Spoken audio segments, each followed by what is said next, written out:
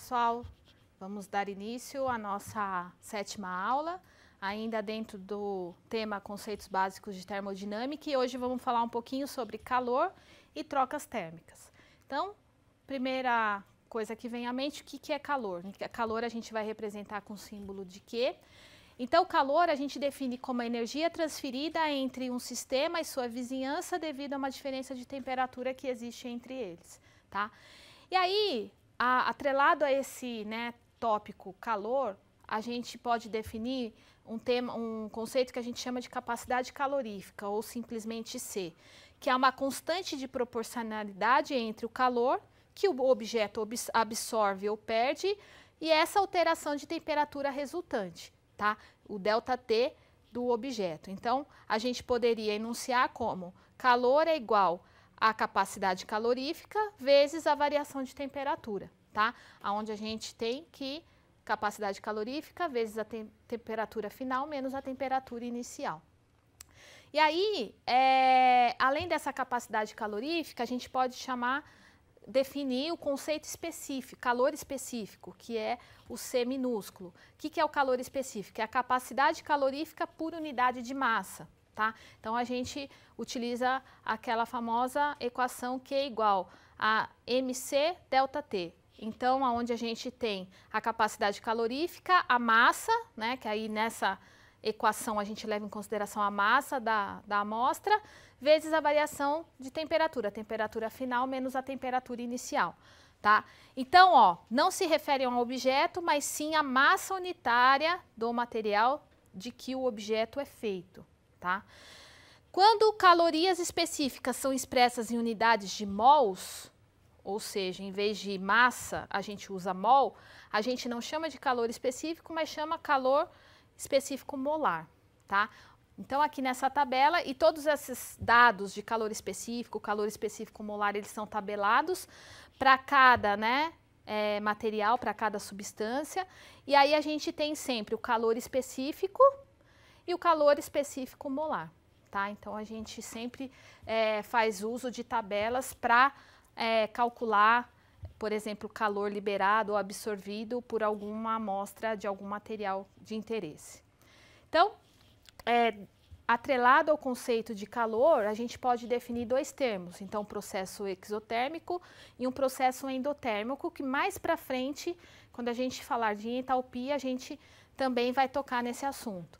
Mas de hora por hora, o que a gente pode dizer? Que o processo exotérmico é aquele onde ocorre liberação de energia como calor na vizinhança. Então, o sistema libera energia na forma de calor para a vizinhança, tá? E, por exemplo, alguns exemplos, todas as reações de combustão são exotérmicas, tá? Ocorre liberação de energia na forma de calor para a vizinhança. Já um sistema endotérmico, o que acontece? É o processo no qual a energia adquirida da vizinhança é adquirida como calor. Então, ou seja, o processo absorve energia na forma de calor da sua vizinhança. Tá? Um exemplo de processo endotérmico seria a vaporização da água. Nesse caso, a energia é transferida como calor da vizinhança para o sistema. Tá? Então, aqui a gente teria o sistema absorvendo o calor da vizinhança. E é importante frisar que o calor é um processo. Tá? Então, assim, ocorre transferência de energia como resultado da diferença de temperatura. Então, é um processo que ocorre. E não é um resultado, como a gente diz, é uma entidade, né? Que você obtém aquele valor de cara, pronto e acabou. Então, o calor depende do processo. Então, voltando à aula anterior que a gente falou de trabalho, a gente pode já definir que o calor, assim como o trabalho, ele não é como a energia interna que depende só do estado final e do estado inicial, e sim depende dos caminhos pelos quais o sistema escolheu, caminhou para chegar até o resultado final. Tá? Então, olha lá, vamos agora pensar um pouquinho como que essa alteração na energia interna de um sistema, como ocorre essa alteração de energia interna. A energia interna de um sistema, lembra de algumas aulas anteriores, é a variação do calor mais o trabalho, tá? De expansão, por exemplo, que a gente viu na aula passada, trabalho de expansão de um gás. E pode ter um termo extra aqui, que seria um trabalho extra que o sistema pode realizar, tá? Então, olha só, esse trabalho extra, né, além do de expansão, ele pode ser o quê? Um trabalho elétrico, por exemplo, de conduzir uma corrente em um circuito, tá? Então, vamos imaginar que o sistema, vamos imaginar uma situação, um sistema com volume constante.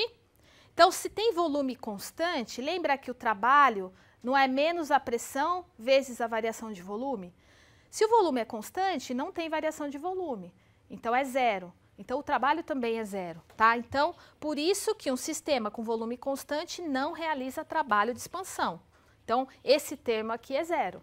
E se a gente imaginar que o sistema também não realiza nenhum outro tipo de trabalho extra, então esse outro termo aqui também vai ser zero. Então, no final, a gente vai ter o quê? Que a variação de energia interna é exatamente quem? A variação de calor, tá? Nessa situação, tá? Onde a gente tem volume constante e a gente não tem trabalho extra sendo realizado. Então, vamos continuar essa dedução. Se a gente considera que a variação de energia interna é igual à variação de calor a volume constante, tá? Aqui, como eu disse, que esse QV quer dizer que o volume é constante.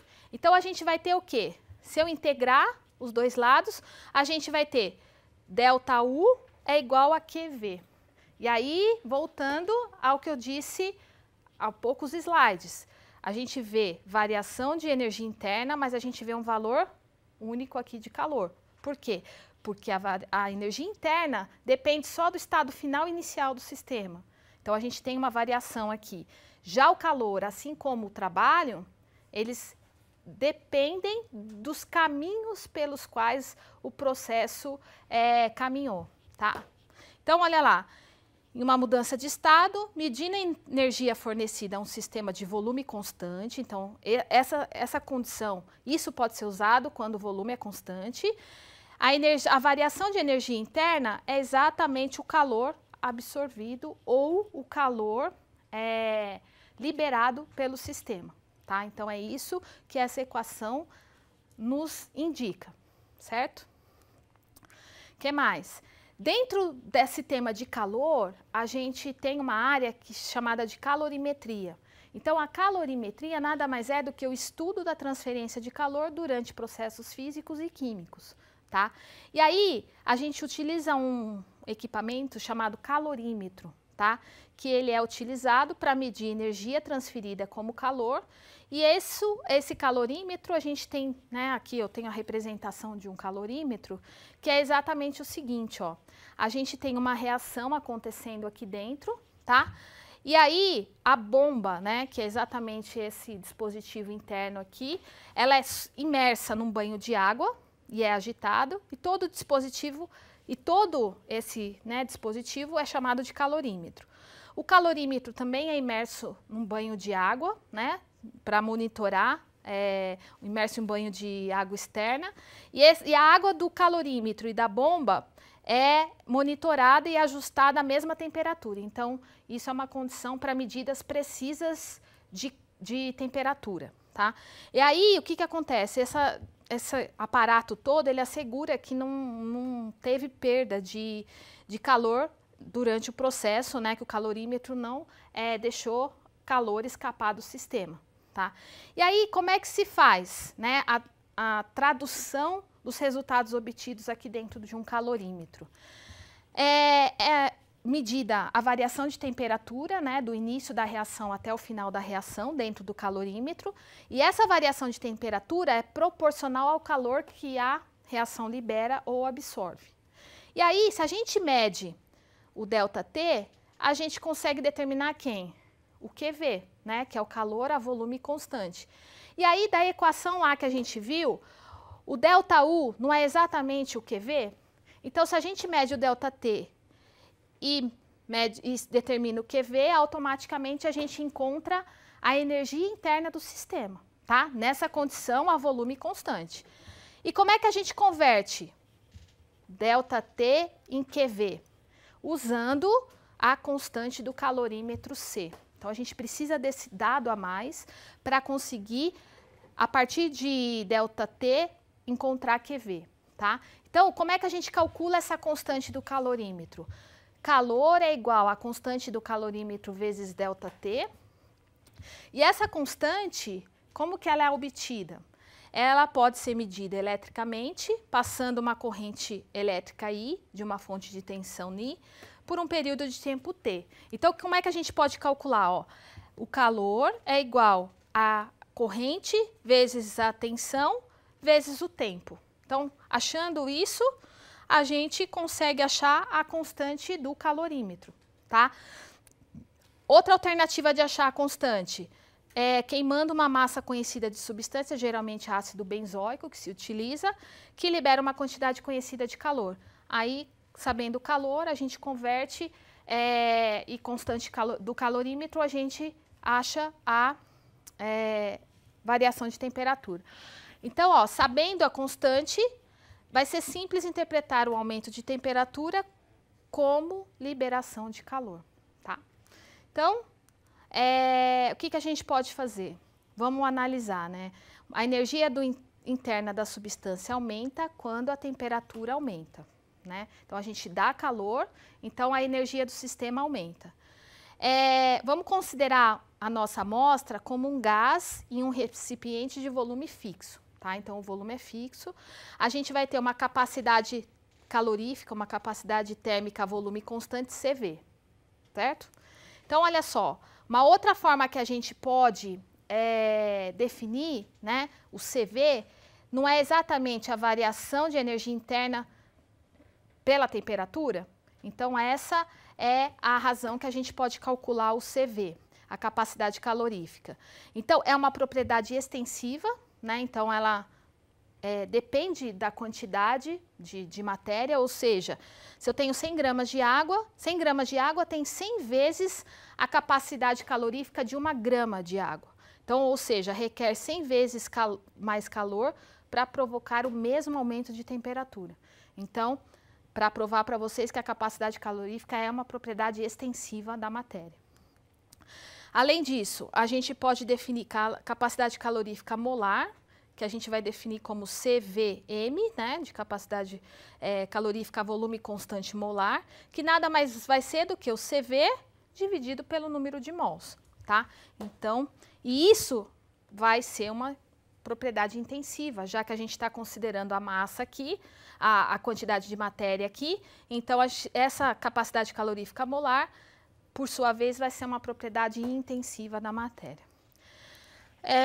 A capacidade calorífica que a gente acabou de ver, ela relaciona a variação de energia interna com a variação de temperatura, isso frisando a volume constante. Então, lembra que a gente mostrou no slide passado? CV é igual a DU dt. Então, é a variação de energia interna pela temperatura. Rearranjando a equação, a gente tem que a variação de energia interna é exatamente a capacidade calorífica vezes a variação de temperatura. Então, sabendo disso, o que a gente pode, né, supor? Que mudanças infinitesimais de temperatura provocam mudanças infinitesimais na energia interna. Então, ó, se eu mudo um pouquinho aqui a temperatura, a energia interna vai mudar automaticamente. E essa constante de proporcionalidade, o CV, está relacionada a essa mudança, tá? Se a capacidade térmica é independente da temperatura, na gama de temperaturas de interesse, uma mudança de temperatura em ΔT provoca um aumento na energia interna ΔU. Então, a gente tem, né, saindo daqui para cá, que ΔU é igual a CV ΔT. Então, essa é uma outra forma da gente, conhecendo o CV, conhecendo ΔT, a variação de temperatura, a gente consegue calcular a variação de energia interna daquele sistema, tá? Então, como a variação de energia interna pode ser igual ao calor, lembra? Que se é volume constante, ΔU é igual a Q mais W. Mas se é volume constante, o W é igual a zero, já que não tem variação de volume. Então, o ΔU é exatamente igual a Q. Então, eu posso, se ΔU é igual a Q, eu posso dizer que, substituindo aqui, QV, a volume constante, é exatamente CV sobre DT, variação de temperatura. Então, hoje a gente conseguiu definir para vocês alguns parâmetros relacionados com calor, trocas térmicas, para, a partir da próxima aula, a gente entrar especificamente na primeira lei da termodinâmica.